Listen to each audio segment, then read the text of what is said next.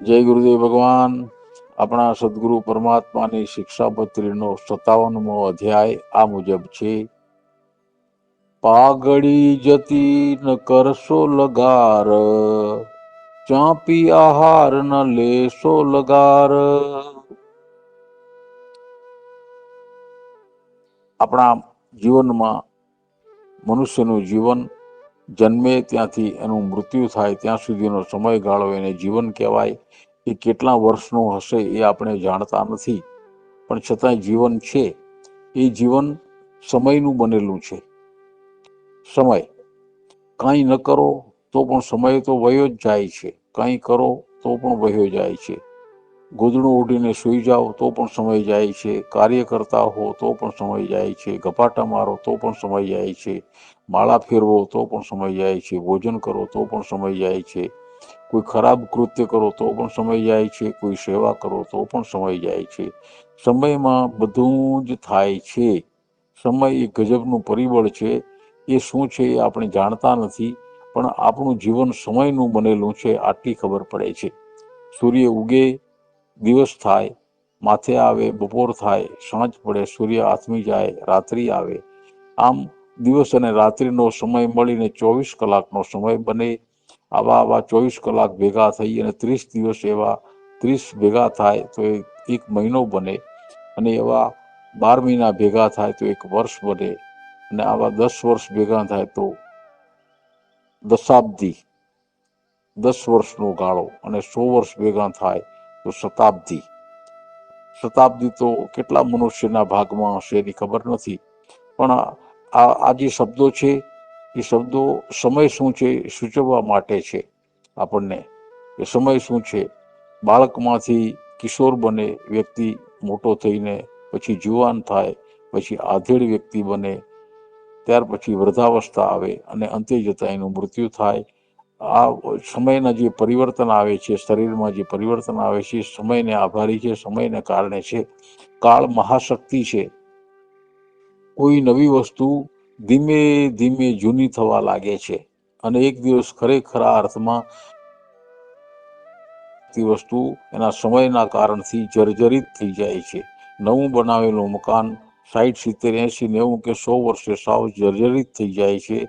એ બનાવનાર વ્યક્તિને મનમાં સંશય થાય કે એવું સરસ મેં મકાન બનાવ્યું હતું અને હવે જર્જરિત થઈ ગયું.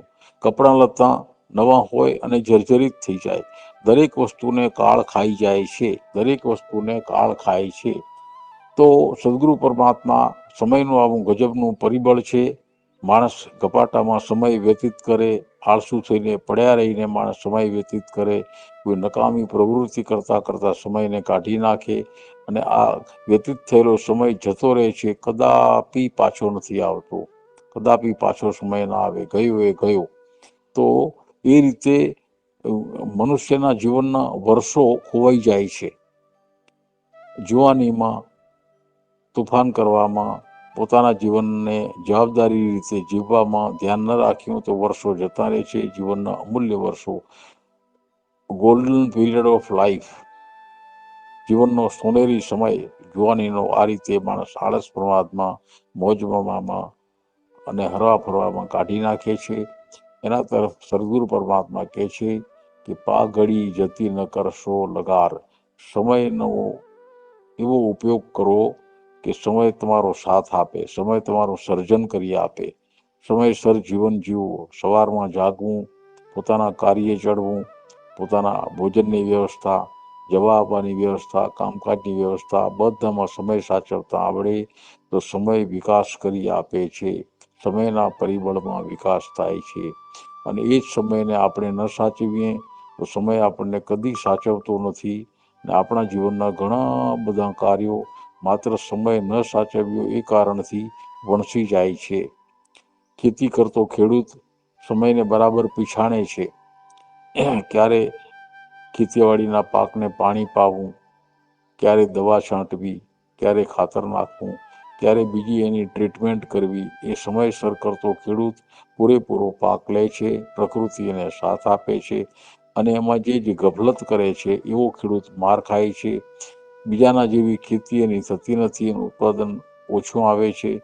અને આ બધા કારણોમાં ગફલત કારણ છે. અને ગફલત એટલે સમય બગાડવો, સમય ચૂકી જવો, સમયસર કાર્ય ન કરવું. તે તો સદગુરુ પરમાત્મા પોતાના સાંકેતિક શબ્દો વડે આપણને સૂચવે છે કે પાઘડી જતી ન કરશો લગાર. સમય વીતી જશે, ખબર નહીં, 1 સેકન્ડ વીતે એવી બીજી વીતે, ત્રીજી વીતે, 60 સેકન્ડ વીતે એટલે મિનિટ જતી રહે, એવી 60 મિનિટ જતી રહે એટલે કલાક જતો રહે, અને એવા 24 કલાક જતા રહે એટલે દિવસ જતો રહે. ખબર પડે નહીં કે આપણી પાસે સમય ક્યાં સરકીને જતો રહ્યો. આજે જ્યારે આ વચન સાંભળતી વખતે વ્યક્તિ જો પોતે પોતાના જીવન તરફ સભાન થાય, તો જે વ્યક્તિ આ વચન સાંભળે છે એ વ્યક્તિ તરત જ એના જીવન તરફ સભાન થઈને જુએ તો મેં મારી આ ઉંમર જે થઈ છે એને કેટલા વર્ષ મારા જીવનના જતા રહ્યા, અને જીવનમાં મેં શું કર્યું. માત્ર ને માત્ર સદગુરુ પરમાત્મા સમય તરફ જગાડવા માટે આપણને કહે છે. અને જે કોઈ આ વચન વાંચે એ વાંચતી વખતે વ્યક્તિએ પોતાના શરીર તરફ, પોતાની ઉંમર તરફ સભાન થવું જોઈએ. મને 30 વર્ષ થયા કે 35 થયા કે 40 થયા કે 50 થયા, 60 થયા, 70 થયા, સભાન થયાથી તરત ખબર પડે. અને ત્યાર પછી મનમાં કદાચ એક સંશય પણ જાગે કે સદગુરુ પરમાત્મા કહે છે એ રીતનો મેં સમયનો ઉપયોગ મેં કરી જાણ્યો નથી, તેથી મારા જીવનના ઘણા બધા કાર્યો વણસી ગયા છે, ને આજે મારા જીવનનો જે વિકાસ થવો જોઈએ એ વિકાસ થઈ શક્યો નથી. એનું કારણ એક જ કે સમય મર્યાદિત છે. ગમે તેટલી ઉંમર લાંબી હોય તો પણ એક દિવસ મૃત્યુ આવે છે. સમય પૂરો જીવનનો થઈ જાય છે. આ બિલકુલ સત્ય સામી ભીત ઉપર લખેલું છે. એને કાયમ યાદ કરી સમયનો એવી રીતે ઉપયોગ કરવો કે જેથી બરાબર જોઈને, કાળજીપૂર્વક ધ્યાન રાખીને આપણે આપણા જીવન તરફ નજર કરશો તો આપણા કેટલાક ટેવવશ, કેટલાક કારણ એવા છે, કેટલાક કર્મો એવા છે ટેવવશ આપણે નકામો સમય વ્યતીત કરી નાખીએ છીએ. એ બધો સમય બચાવી, અને અમે તો એવી ભલામણ કરીએ છીએ કે જે કોઈ વ્યક્તિ શરીરે સશક્ત હોય એણે પોતાના જીવનના કર્મો કચકચાવીને કરવા જોઈએ, કે જેથી તન મન બંને સાથે મળીને કર્મ કરે તો ઘણો સમય બચે. એ બચેલા સમયનો બીજા કાર્યમાં ઉપયોગ થઈ શકે. અને એથી સદગુરુ પરમાત્મા આપણને સભાન કરે છે કે તમારા જીવનના કર્મોમાં જાગ્યા ત્યાંથી સવાર ગણી ને આજથી જ સમય તરફ ધ્યાન આપો. સમય નકામો જાય નહીં. જે સમય જાય છે એમાં કોઈ ને કોઈ ઉપયોગી કાર્ય કરવું. ભગવાન થાક્યા પાક્યા આપણે આપણા શરીરને આરામ આપીએ એ પણ એક જરૂરી કાર્ય છે. યોગ્ય રીતે શરીરને આરામ અપાઈ જાય એટલે તાજા માજા થયેલા શરીરનો પાછો ફરીથી બીજા કાર્યમાં ઉપયોગ થઈ શકે.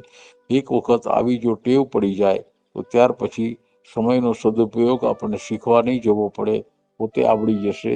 અને જીવનના ઘણા કાર્યો માત્ર સમયસર કરવાથી સિદ્ધ થાય છે. અને તેથી સદગુરુ પરમાત્મા આપણને આ પટોળું લખીને જાગૃત કરે છે. અને બીજી પંક્તિ આપણા આહાર સંબંધે છે. ભોજન સ્વાદિષ્ટ ભોજન હોય તો સહજ રીતે જ માણસથી વધારે ખવાઈ જાય છે. એકવાર ખવાયા પછી પાછું આવતું નથી. સ્વાદિષ્ટ ભોજન વધારે ખવાઈ જાય તો એનું દબાણ હોજરી ઉપર આવે છે, અને હોજરી ઉપર દબાણ આવે એટલે આખા પાચન તંત્ર ઉપર એનું દબાણ જાય છે. અને એ દબાણ એવી વિકૃતિ સર્જે છે, હોજરીમાં જગ્યા રહેતી નથી. તેથી પાચન ક્રિયા થવા માટે, એની ગતિ માટે હોજરીના સ્નાયુઓને જે અવકાશ જોઈએ મળતો નથી. તેથી અનેક પ્રકારની પાચનની વિટંબણાઓ ઊભી થાય છે. આવું એકાદ વખત થાય તો કદાચ કંઈ ચાલે, એ પણ ન થવું જોઈએ. પણ કાયમ જો માણસ આ રીતે જરા અક્રાંતિયાની જેમ ખાય અને વધારે પડતું ભોજન લે તો ધીમે ધીમે ધીમે ધીમે એની પાચન ક્રિયા મંદ પડે છે. બરાબર ખોરાક પચતો નથી. કાચો આમરસ પેદા થાય છે. આંતરડા એને આગળ પચાવી શકતા નથી. અને અનેક પ્રકારના રોગોનું એ કારણ બને છે. અનેક પ્રકારના રોગો શરીરમાં, સાંધા દુખવા, કોઈ વિકૃતિ આવવી, અને ન સમજી શકાય એવા કેટલાય રોગ એમાંથી પેદા થાય છે. અને પાચન તંત્ર તો બગડે જ છે. હોજરી કેટલુંક દબાણ સહન કરે. આપણે સ્વાદના માર્યા ખાધા કરીએ તો હોજરી તો વિચારી ના નથી પાડી શકતી. પણ આપણે વિવેક હોય તો વિજ્ઞાનીઓ એક નિયમ સૂચવે છે. વિજ્ઞાનીઓ કોઈ અનુભવથી શોધી કાઢીને એક નિયમ સૂચવે છે કે કેટલે ખોરાકનું કાર્ય અટકાવવું, ખોરાક લેવાનું ક્યારે અટકાવવું. તો વિજ્ઞાનીઓ કહે છે કે ખોરાક લીધા પછી બરાબર 5 કલાક પછી આપણને ખબર પડે છે કે આપણે કેટલો આહાર લીધો. 5 કલાક પછી હોજરીમાંથી જવાબ આવે છે કે આપણે વધુ આહાર લીધો કે ઓછો લીધો, માપનો લીધો. 5 કલાક પછી જો વધારે સ્વાદિષ્ટ ખવાઈ ગયું હોય તો 5 કલાક પછી એનું દબાણ અનુભવાય છે કે વધુ ખોરાક ખવાઈ ગયો. તો એકવાર અનુભવથી માણસ પોતાના આહારનો જથ્થો નક્કી કરે કે મારે કેટલો આહાર લેવો. અગાઉથી જે કંઈ જમતા હોય એના પ્રમાણે નક્કી કરે ને એટલે અટકી જાય. મેં આટલો આહાર લેવાઈ ગયો, બસ મારે પૂરું થઈ ગયું, એટલે અટકતા આપણે અટકી જાય. આ બહુ મોટી વાત છે. તો આ સદગુરુ પરમાત્મા આજે એક ભૂલ થાય છે જીવનની, આહારની બાબતમાં. ચાંપી આહાર ન લેશો લગાર, એમાંથી આપણે ઉઘરી જઈએ. અને ઉઘરી જવાથી ઘણા ફાયદા છે. એક સીધો ફાયદો એ છે કે શરીર સરળ રહે, શરીરમાં વજન ન લાગે. તો આહાર કેટલો લેવો, એક અનુભવ એવો છે કે આહાર લીધા પછી આપણે ઊભા થઈએ ત્યારે ભૂખ જતી રહે અને એમ ન લાગે કે વજન લાગે છે, દબાણ લાગે છે. આ સ્થિતિ હળવાશ લાગે. આહાર લીધા પછી પણ હળવાશ લાગે એટલો જ આહાર લેવો. આ નિયમ આપણે સભાનતાથી પાળી શકીએ તો અનેક પ્રકારના ખોરાકમાંથી પેદા થતા ઉપદ્રવોમાંથી બચી જવાય. એકવાર પાચન ક્રિયા મંદ પડે તો ફરીથી એને સતેજ કરવી થતું નથી. માણસ એક પ્રકારની કુટેવ હોય છે. સ્વાદિષ્ટ આહાર છે તો બીજી વાર ક્યાં નથી ખવાતો, પાછો ફરીથી આવતીકાલે ફરીથી બનાવી શકાય છે, બીજા સમયે લઈ શકાય છે. એ જ વખતે ઠાંસીને ભરી દેવું એ શુદ્ધ અજ્ઞાનતા છે, પોતાના શરીર ઉપર અત્યાચાર છે. અને શરીરનું યંત્ર એકવાર બગડવા લાગે પછી હતું એવું કદી થતું નથી. જેમ આપણા ઉપયોગમાં આવતી મશીનરી જેટલી છે આપણી પાસે, એક વખત એના એન્જિનમાં કંઈ ખરાબી થાય અને રિપેર કરવી પડે તો ત્યાર પછી રિપેર કર્યા પછી મૂળ સ્થિતિમાં એન્જિન કદાપી આવી શકતું નથી. એવો જ નિયમ આપણા શરીરને પણ લાગુ પડે છે. આપણી અનિયમિતતાને કારણે, અકરાંતિયા સ્વભાવના કારણથી, અતિ આહાર લેવાઈ જવાથી એકવાર પાચન ક્રિયા ખોરવાઈ જાય, બીજા વિઘ્નો પેદા થાય અને એનાથી પાચન તંત્રના અવયવોને જે નુકસાન થાય છે, એના જે સ્ત્રાવ જરે છે એને નુકસાન થાય છે, એની અંદરની મુલાયમ ત્વચાને જે નુકસાન થાય છે, એકવાર થઈ ચૂકેલું નુકસાન પાછું હોતું એવું નથી થતું. અને કઈક પ્રકારના ઉપદ્રવો, કઈક પ્રકારની છુપી બીમારીઓ આપણે ભોગવ્યા કરીએ છીએ. જીવનમાંથી એક પ્રકારની હળવાશ, સ્ફૂર્તિ અને મજા જતા રહે છે. મજા આવતી નથી એમ કયા કરીએ છીએ, પણ મૂળમાં આપણી પોતાની જે ખોરાક લેવાની લઢણ છે એમાં ક્યાંક ભૂલ છે. એ ભૂલ સુધરી જાય એટલા માટે એક શાસ્ત્ર વચન ટાંકીને આપણા સદગુરુ પરમાત્મા કહે છે કે બેટા, જ્યારે પણ આહાર લેવા બેસો ત્યારે અગાઉથી સભાન થઈ જાઓ. હું કેટલો આહાર લઈ શકું છું, રોજ કેટલો લઉં છું, કેટલી રોટલી ખાઉં છું, કેટલો બીજો જથ્થો લઉં છું, બસ એનું માપ આવી જાય એટલે આહાર લેવાનું બંધ કરી દેવું જોઈએ. વિવેકપૂર્વક સખ્તાઈથી એ નિયમ પોતે પાળવો જોઈએ કે જેથી ઘણી હળવાશ રહેશે, ખોરાક પચી જશે, શક્તિ આવશે. અને ત્યાર પછી એમ લાગે કે પાચન ક્રિયા ખૂબ સતેજ છે તો જલ્દી ફરીથી ભૂખ લાગે છે વચ્ચે, તો નાસ્તો કરવાની કોઈ ના નથી પાડતું, પણ એનો ઉપયોગ કરીને પણ ગમે એમ કરીને આહારમાં સંયમ રાખવો જોઈએ. તો અનેક પ્રકારના પાચન ક્રિયાના ઉપદ્રવોમાંથી આપણે બચી જઈએ છીએ.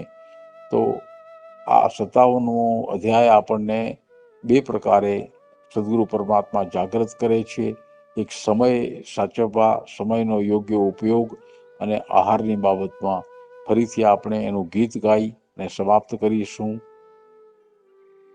પાઘડી જતી ન કરશો લગાર, ચાંપી આહાર ન લેશો લગાર.